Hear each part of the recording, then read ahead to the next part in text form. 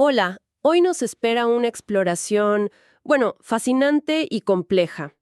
Vamos a meternos a fondo con la neurosis obsesiva. Nos vamos a guiar por una discusión académica, basada en ideas del psicoanálisis, ¿no? Específicamente de Otto Fenichel. Exacto, un material muy rico. Sí, tenemos la transcripción de una clase donde se debatió esto, con bastante detalle. La idea es extraer las claves, o sea, ¿qué son realmente las obsesiones, las compulsiones, según esta mirada? ¿Cómo funcionan? ¿Qué las hace tan particulares? Queremos entender el núcleo, ¿no? Entender el mecanismo de fondo. Eso. Bien, empecemos a desarmar esto. Lo primero que salta a la vista en la fuente es que, esto no es blanco-negro, ¿verdad? Hay niveles. Exactamente. Y eso es crucial. Hablamos de un espectro que va desde, rasgos de personalidad, quizás un poco tercos, ordenados. Ajá. Clínicos muy, muy severos. Y aquí hay una diferencia importante con otras neurosis, como la histeria, por ejemplo. ¿Cuál sería? Que en los casos graves de neurosis obsesiva, con síntomas muy intensos, una angustia desbordante, la psicoterapia sola a veces se queda corta.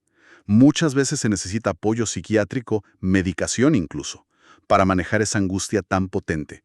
Ojo, y esto es importante, no es que toda persona con un pensamiento obsesivo vaya a necesitar medicación, para nada. Pero en esos extremos, el sufrimiento es tal que el abordaje tiene que ser combinado. ¿Se entiende? Entendido. Sí, sí. La intensidad marca una diferencia clave en el tratamiento. Y mencionaste la histeria. ¿Cómo se diferencia el rol de la conciencia, digamos, del yo, en la neurosis obsesiva comparado con la histeria, según esta teoría? Es una distinción, fíjate, interesante que plantea el texto. En la histeria de conversión se habla de un yo que es como derrocado. Derrocado. Sí, como que ocurren cosas en el cuerpo o en la conducta que la persona siente que no controla. Una parálisis, un desmayo, algo así. Ya. En cambio, en la neurosis obsesiva, el yo sigue al mando de los movimientos. La persona hace las cosas, pero no se siente libre.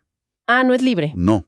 Se siente obligada, forzada, a pensar, a hacer o evitar algo. Obligada. ¿Por quién o por qué?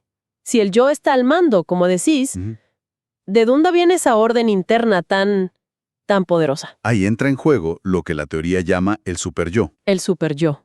Pensemos en ello como, una instancia interna de juicio, una especie de conciencia moral si querés, pero que en estos casos se vuelve extremadamente severa. ¿Severa cómo? Casi sádica llega a decir la fuente. Esta instancia le da órdenes al yo, órdenes que muchas veces van en contra del propio juicio de la persona, y la somete con amenazas internas terribles, si no obedece. Uf, qué fuerte. Un juez interno sádico. Eso cambia la perspectiva bastante. Y mencionaste el sadismo. La discusión recalca algo llamativo, que el problema central aquí no sería tanto el amor, sino la agresión, el odio. Exacto. Es uno de los puntos más, contraintuitivos y centrales de esta visión psicoanalítica. El sadismo de ese superyo se ejerce principalmente sobre el propio yo de la persona, ¿Cómo? generándole culpa, tormento.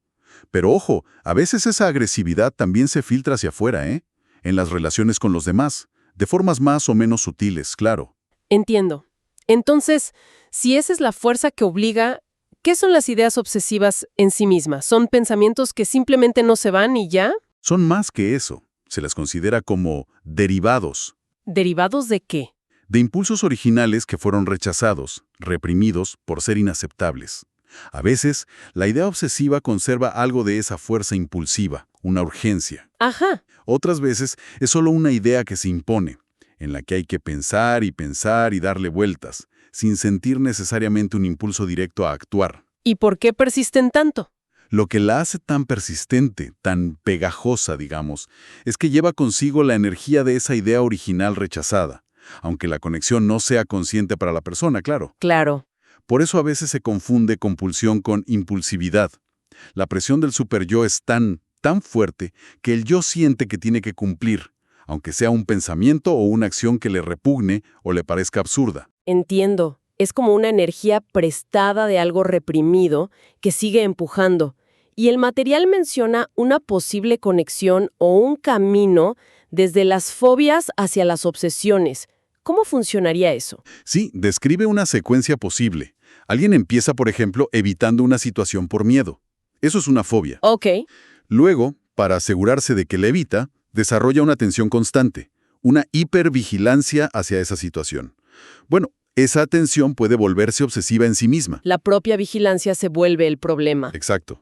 O, como alternativa, pueden surgir rituales o conductas obsesivas que actúan como una barrera, digamos positiva, para mantener alejado lo temido. Como los ejemplos que dieron en la clase, ¿no? Lavarse las manos sin parar por miedo a la contaminación. Ese es un clásico. O seguir protocolos sociales súper rígidos por miedo a equivocarse. O necesitar ceremonias complicadísimas para poder dormir. Incluso mencionaron formas compulsivas de relacionarse con animales. Justamente, se contó el caso, creo recordar, de una paciente que trataba a sus gatos, bueno, exactamente como hijos. Les ponía ropa, comían en la mesa. ¡Wow! Una humanización extrema que borraba los límites. Eso puede ser una manifestación. O por el contrario, una fobia terrible a los animales. Los rituales obsesivos en sí mismos son muy interesantes. Funcionan como una defensa, entonces. Precisamente, son vistos así, como defensas contra la aparición de esas ideas rechazadas que mencionábamos antes. Ajá. El ejemplo de la clase fue muy claro. Una persona muy religiosa que teme tener pensamientos blasfemos, como dudar de Dios al ver el sufrimiento en el mundo, ponele. Sí, claro. Para que esa duda no llegue a su conciencia, desarrolla un ritual de rezos muy específico, muy complejo, antes de dormir. Si lo cumple, siente alivio. La idea no irrumpe.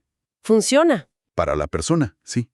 Aunque no sepa exactamente de qué se defiende. Pero el contenido del ritual religioso, en este caso, da una pista sobre la naturaleza del conflicto que está por debajo. Es como un conjuro personal contra los propios pensamientos. Qué loco. Ahora, ¿cómo se cocinan estos síntomas? O sea, ¿es solo el superyo mandando y el yo obedeciendo? Es más bien una mezcla, una condensación, como dice el término técnico que se usó. ¿Condensación? Sí, la compulsión, ya sea una idea o un acto, es el resultado de una batalla y al mismo tiempo un compromiso entre las fuerzas del impulso original, lo instintivo, Ok. y las fuerzas de la defensa, lo antiinstintivo, que viene del superyo. Dependiendo de qué fuerza predomine en esa mezcla, el síntoma tendrá un carácter u otro. En la discusión se habló de pensamientos obsesivos muy fuertes, como, no sé, ideas de incesto o de matar a alguien, pero que la persona los vive de forma fría, como si no sintiera deseo o emoción real. ¿Cómo se explica eso? Eso ilustra perfectamente uno de los mecanismos de defensa clave aquí, el aislamiento. Aislamiento. La defensa logra quitarle al pensamiento la carga emocional, ¿viste? La cualidad de deseo genuino, pero no logra borrar la idea por completo. Entonces la idea queda, pero... Queda pero desconectada de su afecto correspondiente. Se siente ajena, mecánica, fría. El ejemplo clásico que se citó fue el del paciente con miedo a ser homosexual, que piensa, podría tener sexo con este hombre, pero sin sentir ninguna excitación. Qué angustiante. Muy angustiante.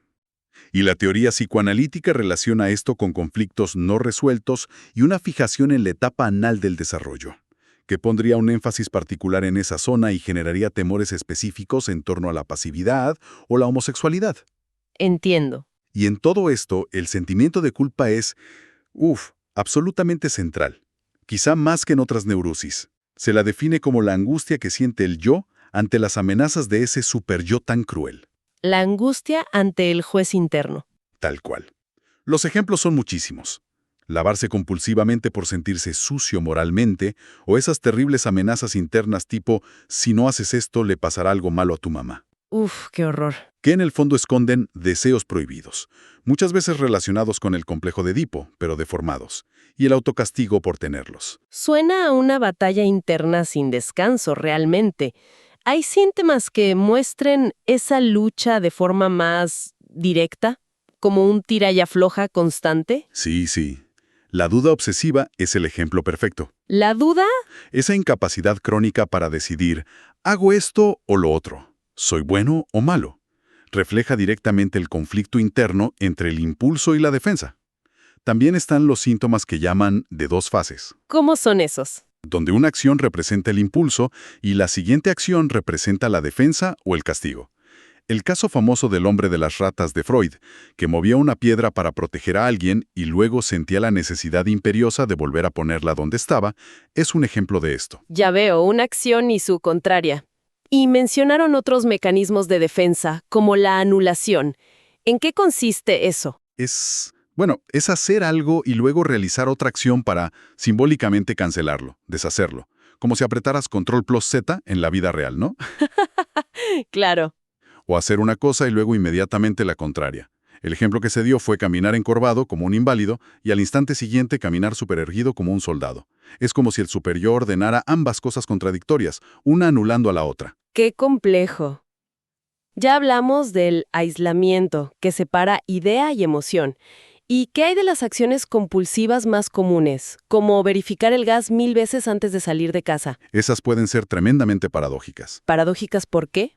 Porque el acto mismo que busca prevenir un peligro, revisar el gas, puede terminar causándolo, si de tanto tocar y revisar se deja la llave mal cerrada sin querer. No puede ser. O el cuidar a alguien de forma tan excesiva, tan controladora, que termina siendo una forma de atormentarlo. Y así se expresa, indirectamente, la hostilidad reprimida hacia esa persona. ¡Wow! Aquí se ve de nuevo por qué la agresión es un tema tan fundamental en esta visión de la neurosis obsesiva. No es solo la culpa, es también la agresión contenida. Sí, los ejemplos de la clase fueron muy gráficos en ese sentido. La madre intentando controlar la micción del bebé con horarios estrictos y un paño. O esa familia con el menú semanal fijo e inamovible. Ilustran perfectamente esa tendencia a querer reglamentar lo irreglamentable. A imponer un orden externo súper rígido como un reflejo quizás de esa batalla interna caótica. Y le dan un valor especial a eso, ¿no? Claro. A menudo, esas reglas y rituales se cargan de un valor moral casi místico. Es la forma correcta, limpia o segura de hacer las cosas. Y salirse de ahí genera una angustia insoportable. Incluso se tocó un ejemplo que suena, extremo. La masturbación compulsiva sin placer. ¿Cómo encaja eso ahí? Es un ejemplo paradigmático de lo que se llama formación de compromiso. Se realiza un acto que en teoría debería ser placentero, pero se vacía completamente de placer.